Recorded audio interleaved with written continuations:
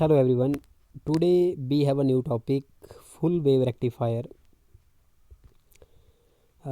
In previous video we have discussed about half wave rectifier, जिसमें बच्चों हमने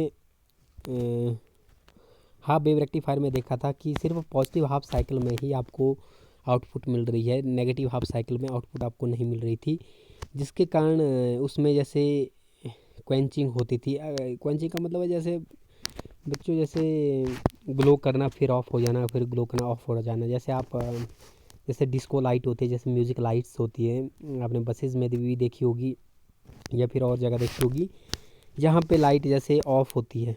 ठीक है, तो वो क्यों ऑफ होती है? वो तो इसके कारण क्योंकि नेगेटिव हाफ साइकिल में जो आपका जो रेक्टिफायर है, जो डायोड है, वो कंडक्ट नहीं करता है। ठीक है, तो बच्चों आज हम फुल वेव रेक्टिफायर के बारे में पढ़ेंगे। फुल वेव रेक्टिफायर में क्या होगा बच्चों, इसमें हम 2 डायोड लेंगे। तो इसमें क्या होगा कि एक एक फर्स्ट एक हाफ साइकिल में एक डायोड कंडक्ट करेगा, दूसरे हाफ साइकिल में दूसरा डायोड कंडक्ट करेगा। तो आपको दोनों ही वेव फॉर्म यानी कि नेगेटिव और पॉजिटिव दोनों में ही आपको आउटपुट मिलेगी। ठीक है, so let's start. Full wave rectifier which convert both halves या half of the AC input to DC output. देखिए बच्चों, जो हम हाफ वेव रेक्टिफायर में हमने क्या देखा था, जो हाफ ऑफ एसी को डीसी में कन्वर्ट करता है, लेकिन यहाँ पे फुल हाफ का मतलब है दोनों हाफ यानी पॉजिटिव और नेगेटिव दोनों में ही आपको दोनों की एसी को वो किसी में कन्वर्ट करेगा, डीसी में। तो उसे हम क्या कहते हैं, फुल वेव रेक्टिफायर। क्लियर है?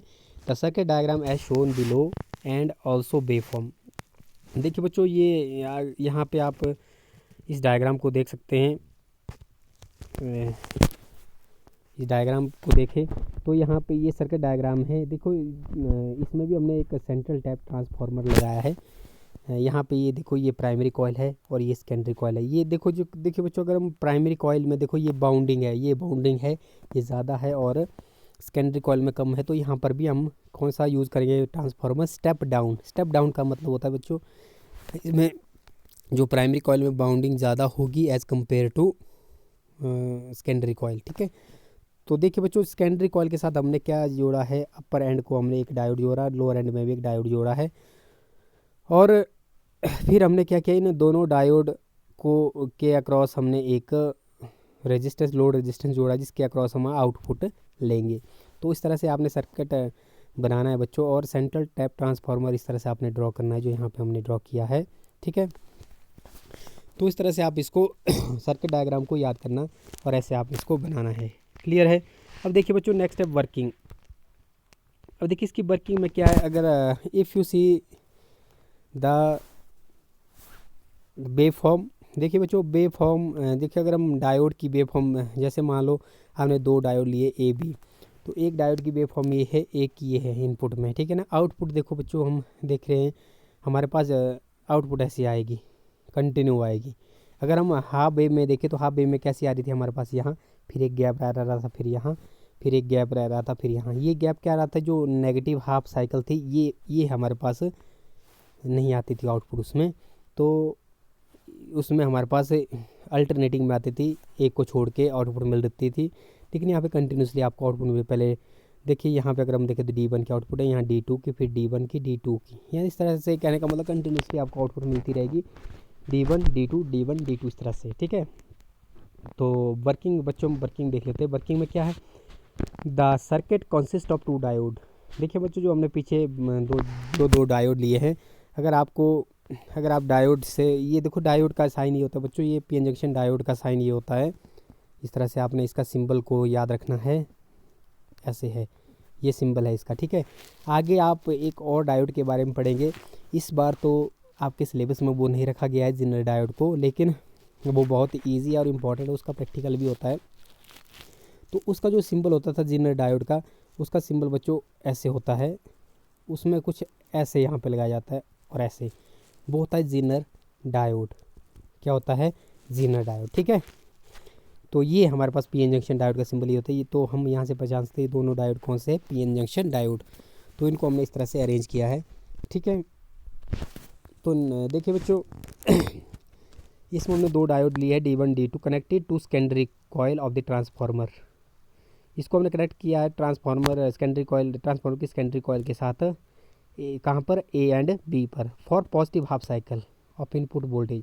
जब इनपुट प्राइमरी कॉइल के साथ जो हमने एक कनेक्शन दिया होता है इनपुट एसी सर्किट का, तो जब पॉजिटिव हाफ साइकिल में क्या होता है, A become positive and B become negative. इस केस में ए पॉजिटिव होता है और बी कैसा होता है, नेगेटिव होता है। तो इस केस में क्या होगा, diode D1 become forward bias and conducts positive half cycle through the load resistance RL, whereas diode D2 becomes reverse bias and do not conduct the current. कहने का मतलब है जब पॉजिटिव हाफ से इसी में क्या होगा, डायोड डायोड 1 के साथ जो कनेक्शन ए है वो पॉजिटिव है, इसलिए वो पी के साथ जुड़ा, तो इसका मतलब डायोड D1 क्या होगा, फॉरवर्ड वाइस, और डायोड D2 क्या होगा, रिवर्स वाइस। ठीक है, इस केस में डायोड D1 कंडक्ट करेगा, D2 कंडक्ट नहीं करेगा।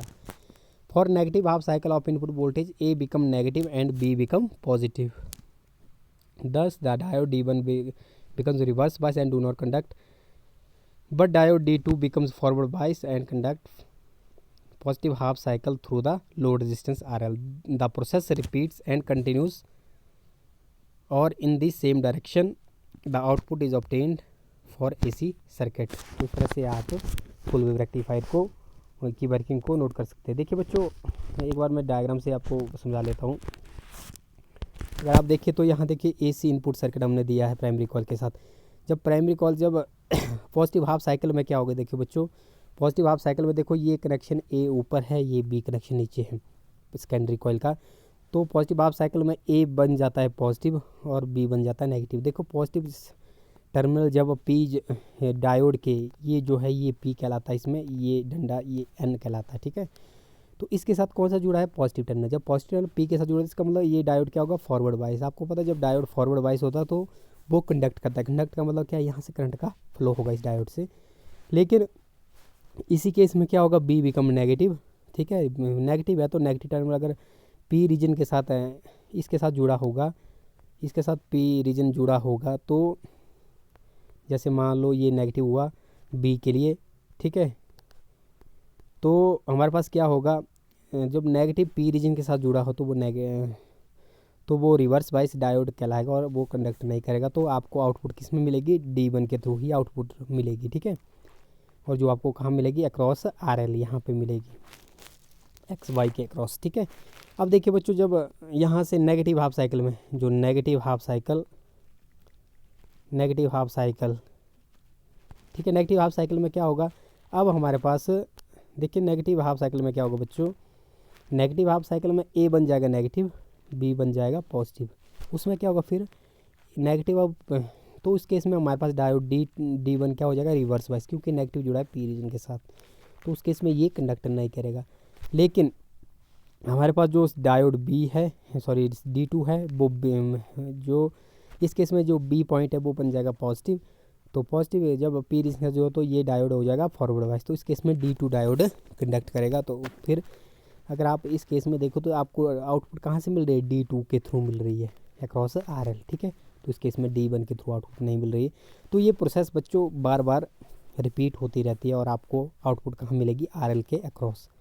तो इस केस में देखो वेव फॉर्म क्या बनी, वेव फॉर्म ऐसे बनी बच्चों, देखो ये बनी वेव फॉर्म, यानी कि दोनों हाफ साइकिल में हमारे पास आउटपुट आपको मिल रही है। ये D1 के लिए आएगा, ये आएगा D2 के लिए, ये आएगा D1 के लिए, इसी तरह से आगे आगे चलता रहेगा। यहाँ पे मैं बना लेता हूँ, जैसे ये है, जैसे यहाँ पे लिख लेता हूँ मैं D1, यहाँ पे लिख लेता हूँ मैं D2, यहाँ पे लिख लेता हूँ मैं D1। कहने का मतलब अल्टरनेटिंग, पहले D1 का आएगी आउटपुट, फिर D2 की, फिर आएगी D1 की, फिर D2 की, यानी कि अल्टरनेटिंग नेचर में ये चलती रहेगी। तो इस तरह से आप फुल वेव रेक्टिफायर को एक्सप्लेन कर सकते हैं बच्चों। देखिए बच्चों, इसका भी आप एक वर्किंग मॉडल बना सकते हैं एग्ज़ाम के लिए। जब प्रैक्टिकल एग्ज़ाम लास्ट में होता है तो आपको एक वर्किंग मॉडल भी बनाना होता है। तो बहुत ही ईजी है, इसमें रिक्वायरमेंट भी आपको कुछ नहीं है, एक ट्रांसफार्मर चाहिए होता है, यहाँ पे आपको सिग्नल देना होता है। ठीक है, 2 डायोड आपके लगेंगे। ठीक है, इस तरह से एक लोड रेजिस्टेंस लगाना पड़ेगा जहाँ से आपको अक्रॉस, जिसके अक्रॉस आपको आउटपुट लेनी है। तो बहुत ईजी, आप इसको घर में भी ट्राई कर सकते हैं। तो आप प्रैक्टिकल एग्ज़ाम के लिए इसको बना सकते हैं, जो एज ए वर्किंग मॉडल कहलाएगा, जो आपको प्रोजेक्ट वर्क प्रिपेयर करना होता है। क्लियर है। तो बच्चों आई होप आपको फुल वेव रेक्टिफायर के बारे में अंडरस्टूड हो गया होगा। तो मिलते बच्चों नेक्स्ट वीडियो में। So thanks for watching.